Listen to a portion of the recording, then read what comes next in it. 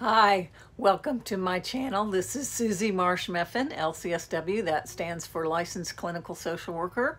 And I must alert you and make you aware that this is edutainment. That is, I do not attempt to diagnose or treat any illness. This is just edutainment. I want to educate you and entertain you. Today, I would like to talk about how to find your soulmate. And this is how it worked for me. I don't know how it'll work for you. But what happened with me when I first became clean and sober in 1982, I was so desperate and so needy. I just really, always, all my life, always wanted a boyfriend. And pretty much during my drug period would do anything to have one, if you would call that a boyfriend. And so when I got clean, and in recovery, I was still pretty desperate. And at one point, I remember a male therapist said to me, this really changed me around. He said to me, Susie, needy is not sexy. That really helped me a lot because that's really exactly what I was. And what I did was, I was 24 when I got clean, and I worked on myself a lot and didn't date for a while. When I probably had about 5 years clean, I stopped dating and tried really to work on myself. So when I started dating again, what happened was I was just extremely nervous. I was just really obnoxiously nervous. So I don't recommend taking 5 years off or 3 years off. I would say when you're early in recovery, you should probably wait till you have like 3 years, but nobody ever does. I didn't either. And when you're early in your recovery from your psychiatric issues or your trauma issues, you should probably wait a couple of years if you can. And if you're like me, you probably can't. But later I was able to maintain and contain those issues that drove me to want to be in a relationship. Part of that was to be taken care of. Part of that was to not be alone. I knew I didn't want children. No, none of the girls in my families had children, and my family had children. So I wasn't worried about that, but I decided to take them seriously and really work on myself much more intensively.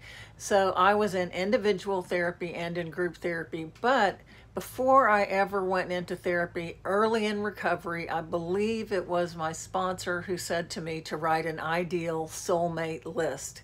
Now, I kept this list around until I met, well, I changed it twice since I've had him.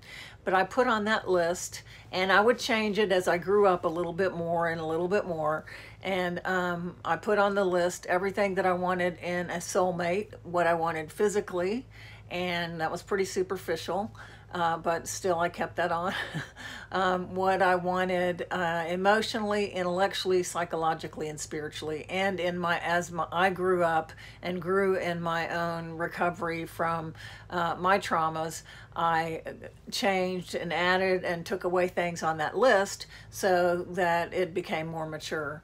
And by the time I met my husband, which by the way, I was sitting in a birthday meeting and running the program, and I heard this man's voice share about the girl whose birthday it was, and I heard in this ear, that's your husband. So I looked up and I was like, oh my gosh, that is my husband. He was so good looking, to me anyway. And I was dating someone at the time, and I knew I was not supposed to end that relationship. I knew I was supposed to stay in it and be faithful to it. So he continued to call me, which of course I loved, even when I would tell him not to, which of course I loved, and would invite me to do things and would tell me to have my partner come along and that would be fine. Yeah, right. And at some point, probably a few months later, I'm not sure, I can remember now, at some point this relationship ended because I got cheated on. Being cheated on was the biggest fear of my life. I had lost my first true love when I found out he had cheated on me with so many women he could not count, and he basically told me that. Speaking of being very needy, I was very needy back then. But that trauma, which happened at the same time my brother died. So those two combined traumas together probably put me in a really bad place. But I determined subconsciously to never open my heart again. And I remember sometime around probably 9 to 10 years clean and sober that it was time to really be willing to fall in love again, and that the only way I knew at that moment of my maturity and therapy recovery, my age, that I had to be willing. I had to be willing to get hurt again. And I made the decision and the commitment to do that. Now, I totally recommend that. Now, I was really ready and I made it a solid commitment, and it occurred to me all on my own and just came to me, which, you know, I think that's higher power, and just came to me, and I knew it was right, and I could see myself for those 10 years or however long it was, the way I defended myself, the way I pushed men away, the way I was so uncomfortable with healthy men, and the way I was attracted to sick men that I could control and be verbally putting them down even. And that's something I learned. So it became crystal clear to me at that moment. And as soon as I made that decision, well, you know, it wasn't soon as, it was a couple years later. It wasn't very long after, much later after that.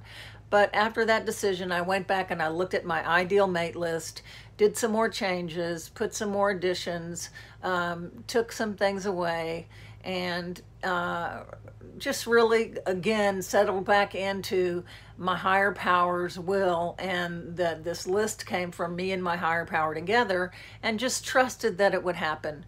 So when at one point when I found out that my relationship was totally untrue and unfaithful, that minute I called Jim on the phone, and he immediately says, "What's wrong? Why are you calling me?" And I said, "We just broke up."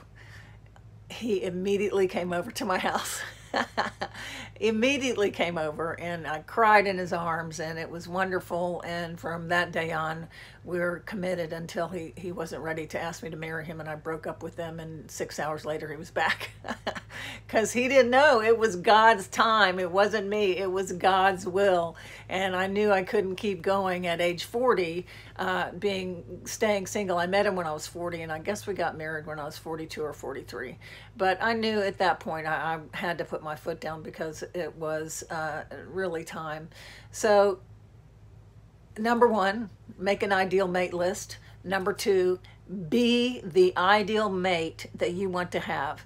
And that was another thing that really helped me change my attitude, is to become the strength and the gentleness and the open heart that I was not.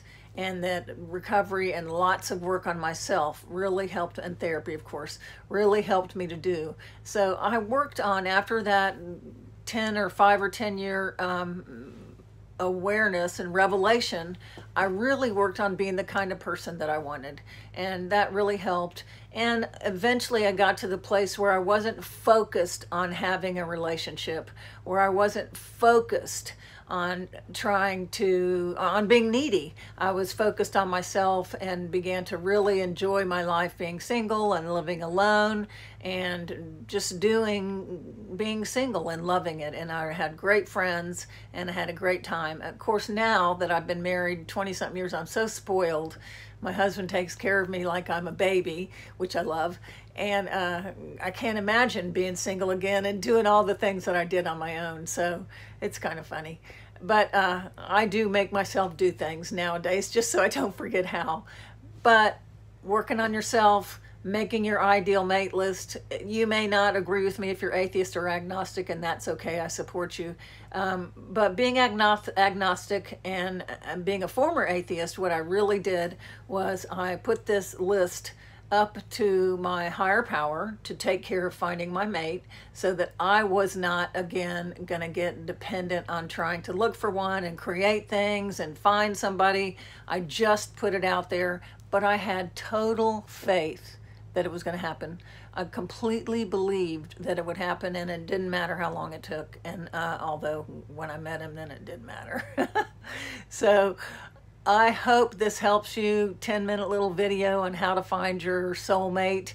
And if this is helpful for you, please let me know.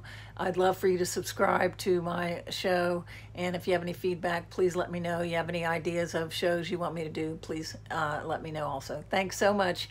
Susie Marsh Meffin, LCSW from Florida. Thanks. Talk to you next time. Bye-bye.